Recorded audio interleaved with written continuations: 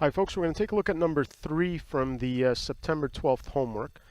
So they give us this cubic polynomial here. However, we see that the coefficient of the x squared term is unknown. So we don't know what p is, some real number, but they do tell us that x minus 1 is a factor of this polynomial, and they want us to use this to find p.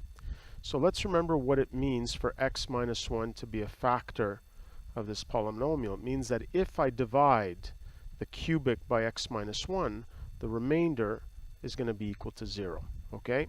So this is the information that's going to help us solve this problem. Okay? So since we know that dividing these two polynomials gives us a remainder of 0, let's actually divide the polynomials. Okay? And see if that can help us determine that missing p-value.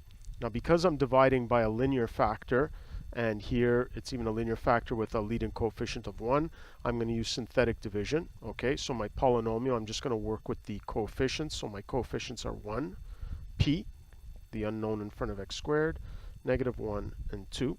And I'm dividing that by the linear x minus 1, which of course I use just 1 because the general form is x minus a.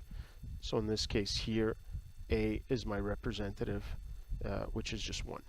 Okay, so let's go ahead and just do synthetic division as we normally would. So we bring down the first term, gives us 1.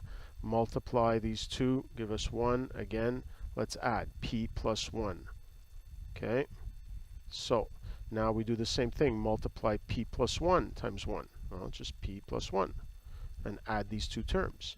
But what's negative 1 plus p plus 1? Well, negative 1 plus 1 is 0, so I'm just left with p. Last step, 1 times p is p, and now I add these two terms, p plus 2.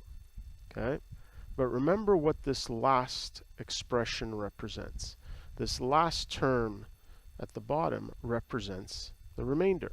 Okay, so that means the remainder is equal to p plus 2. But I know that because x minus 1 is actually a factor of this polynomial, that the remainder has to be equal to 0. So I have 0 equals p plus 2. So p then is going to be equal to negative 2.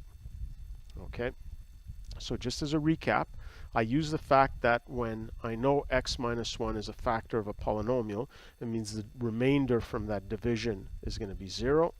I actually perform that division even though I've got my unknown coefficient p, and then I can interpret that this term, which represents the remainder of my division, has to be equal to 0, allowing me to solve for p. Okay, that's it for this one.